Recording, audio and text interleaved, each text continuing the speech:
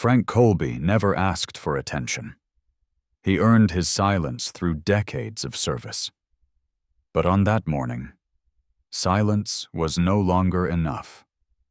At 75, retired Sergeant Major Frank Colby walked into the polished, modern space of Provisions & Co. for a simple cup of coffee. Wearing his well-worn tweed jacket and a small ribbon bar on the inside lapel, medals earned from years in combat, he quietly asked for the advertised veteran's discount, presenting his VA ID. The young clerk behind the counter, Kevin, barely looked up. Instead, he exclaimed, "Humiliated." Frank took his overpriced coffee and sat outside, heart pounding, not from the caffeine, but from the sting of public disrespect. The ribbons he wore weren't decorations. They were stories of sacrifice, pain, and pride. And for the first time in years, he dialed a number he'd kept saved. General Alistair Reed, his former commanding officer. 10 minutes later, everything changed. The cafe's cheerful background music suddenly stopped. General Reed's voice rang over the intercom, sharp and commanding. He publicly condemned the disrespect towards a decorated veteran and ordered the store closed for the day. Mandatory staff training followed, along with a public apology and a charitable donation made in Frank's name. That day, Frank's quiet courage reminded everyone listening. Respect is not optional, and for those who've served, it must never be forgotten. Frank Colby. Frank simply wanted a hot coffee, and, as advertised, a veteran's discount. He politely presented his VA ID to the young cashier, Kevin, who was barely shaken. Frank paid the full price without argument and made his way to a patio bench outside. He didn't drink the coffee. It had already turned bitter. He reached into his phone and called someone he hadn't spoken to in years. General Alistair Reed, his former commanding officer. Reed listened in silence, his voice cold and clipped when Frank finished. "Stay where you are," the general said. "I'll be there in 10. 10 minutes later, the entire store fell silent as the music cut off. Over the loudspeaker came the unmistakable voice of General Reed, publicly addressing the staff and customers. His message was swift and unyielding. Disrespecting a decorated veteran was unacceptable. He called out the actions of Kevin and Miss Albright by name. Reed ordered the store closed for the day, announced a mandatory training session on veteran respect, and pledged a large donation in Frank's name to a national veterans organization. Kevin stood pale and shaken. Miss Albright stumbled over apologies. Frank, stunned but grateful, stood beside his old commander once more, not on a battlefield, but on the moral high ground. That day, in a coffee shop filled with whispers and shame, the world was reminded that medals are not decorations. They are sacred symbols of sacrifice. And when that sacrifice is mocked, justice can still march in, sometimes wearing a suit instead of a uniform. Frank Colby had never sought attention. A man shaped by years of military discipline and quiet sacrifice, he had always believed dignity'd need applause. But as he sat on the metal bench outside Provisions & Co., the sting of humiliation was still fresh from his encounter with Kevin, the young cashier who mocked his medals. Something stirred within him. The clerk's words, costume jewelry, gumball machine trinkets, echoed louder than any battlefield explosion. Frank had fought too long, bled too deeply, and lost too many friends to let that moment pass unanswered. So he made a call, not to customer service, not to the store manager, but to a number tucked deep in his phone book. A number given to him long ago by General Alistair Reed, with just 5 words. Call me if... To Frank's surprise, the general didn't send someone else. He came himself. Within 10 minutes, the store's ambient music cut out, replaced by the unmistakable voice of a man who had led troops into battle and now stood ready to defend a comrade once more. Inside Provisions and Company, the casual air shifted. Customers froze mid-step. Clerks stood still, wide-eyed.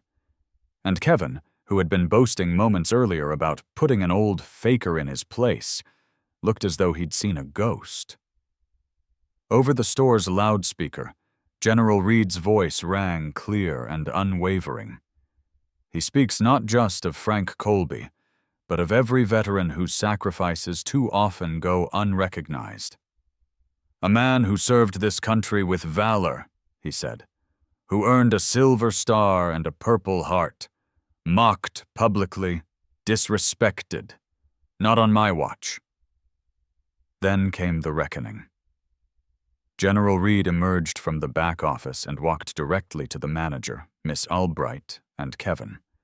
What followed was not a lecture, but a correction, a realignment of values.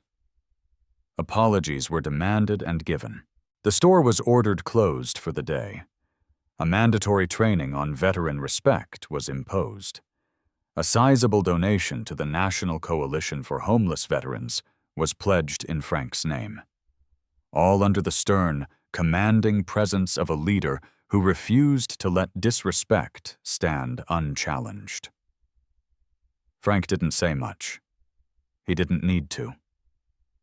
As he stood beside the general, upright despite the cane and old injuries, the message was already clear. Sometimes battles don't take place on foreign soil. They happen in everyday places, like coffee counters and grocery aisles. And sometimes the fight isn't for territory, but for respect. That day, Frank Colby walked away not just with vindication, but with the comforting knowledge that true honor still has defenders. And that when one veteran is disrespected, it's never just his fight alone. Frank Colby had seen war, endured hardship, and served his country for over 3 decades. But nothing quite prepared him for the casual sting of disrespect served up by a boy half his age in a coffee shop that claimed to honor veterans.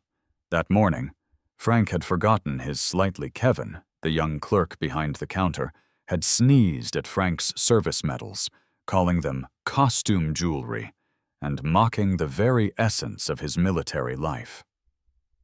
When Frank quietly showed his VA ID and asked for the advertised discount, Kevin dismissed him with an air of arrogance and ignorance, admitting to acknowledge the legitimacy of either the ID or the ribbons. Other shoppers frequently, but said nothing. Even Miss Albright, the manager, touched over the scene and looked away. Frank left the counter with his pride bruised more than his wallet, the bitterness of that coffee he never sipped, lingering long after. But Frank wasn't entirely alone. Sitting on a bench just outside, with his medals still pinned close to his chest, he reached for a number he hadn't dialed in years. A direct line to General Alistair Reed. The two had served together, and Reed had once told him, "If you ever need me, day or night, call." 10 minutes later, the entire store fell silent as the cheerful music cut off and a commanding voice came through the speaker system. General Reed didn't raise his voice, but every word struck with purpose. He publicly condemned the behavior toward Frank, naming names and calling out the store's leadership for their failure of respect, empathy, and professionalism. The store was stunned. Kevin stood frozen. Miss Albright rushed out, horrified. Reed entered with quiet authority, made eye contact with everyone, and demanded a public apology, not just from Kevin, but from the manager too. He went further. The store would close for the day for mandatory training, and a sizable donation would be made to a veterans organization in Frank's name. He didn't just demand respect, he taught it. Later, the general took Frank to a nearby cafe, bought him lunch, and talked about old times. He assured Frank that his sacrifice had not been forgotten, and that no soldier, retired or active, would ever stand alone while he had a voice to speak. That day, the city didn't just witness a reprimand. It saw a powerful reminder that medals are not decorations. They are silent testimonies of duty, pain, and courage. And for veterans like Frank Colby, even a single voice of honor can drown out 1,000. The air inside the store was still tense, thick with the weight of what had just occurred. Shoppers stood frozen, and staff members shifted uncomfortably as General Alistair Reed turned toward the store manager and clerk with a commanding presence that left no room for rebuttal. "Miss Albright," he began, his tone firm but controlled. "And you, young man," he turned sharply to Kevin, "you will both now offer Sergeant Major Frank Colby a direct, public, and heartfelt apology." Kevin's face, pale and clammy, twitched as he struggled to meet the general's eyes. His earlier arrogance had vanished. I'm so sorry, Sergeant Major," he stammered, voice cracking. "I didn't realize—" Miss Albright stepped forward quickly, her voice more practiced but no less rattled. "Mr. Colby, please accept my sincerest apologies for the behavior you endured in this store. It was unacceptable, and I take full responsibility for the failure in judgment and oversight."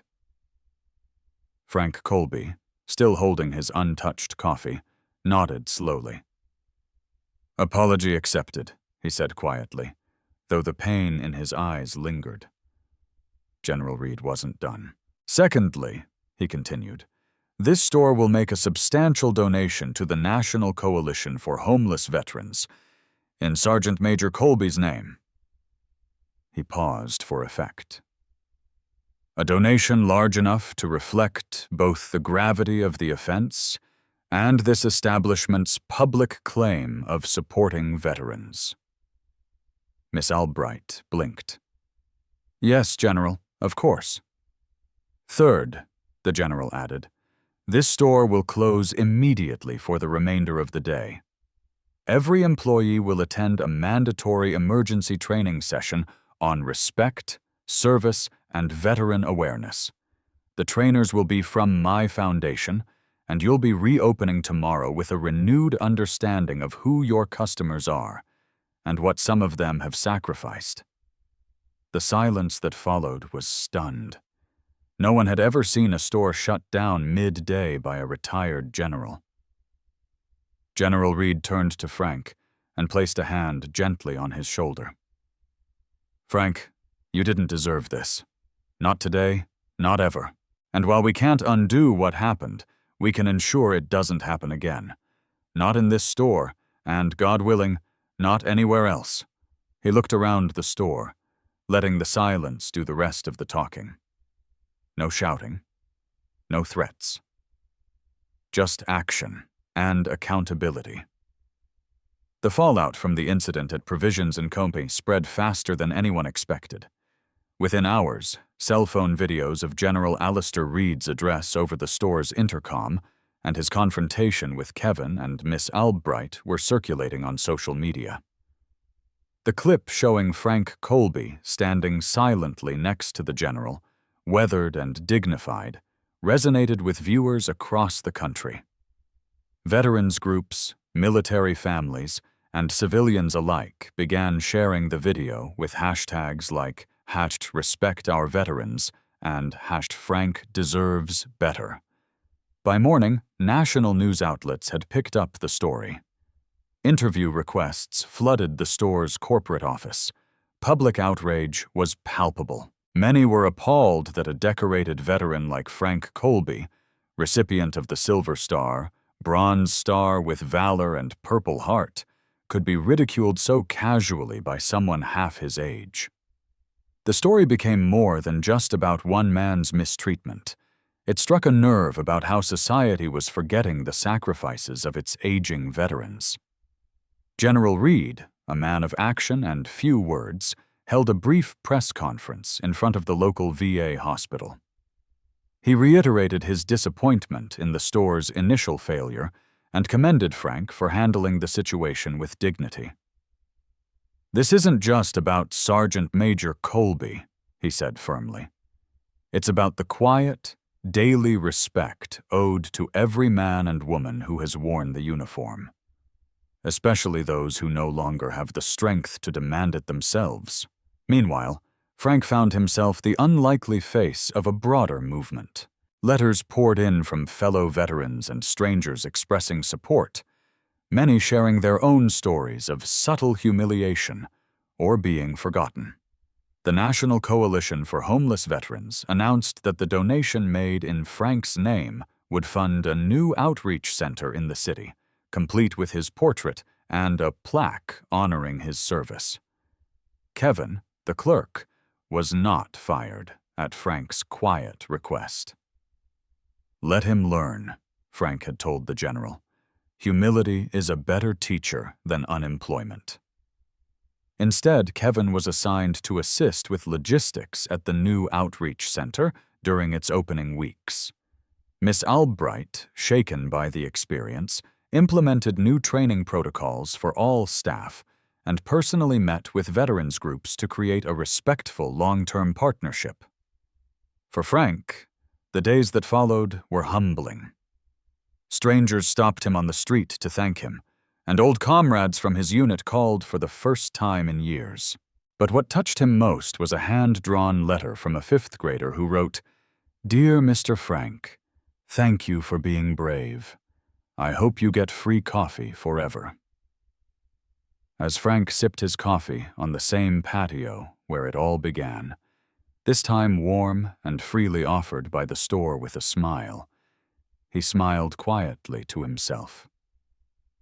He hadn't set out to start a movement, but sometimes a single voice backed by honor and a good friend in command could remind a whole city what respect really looked like.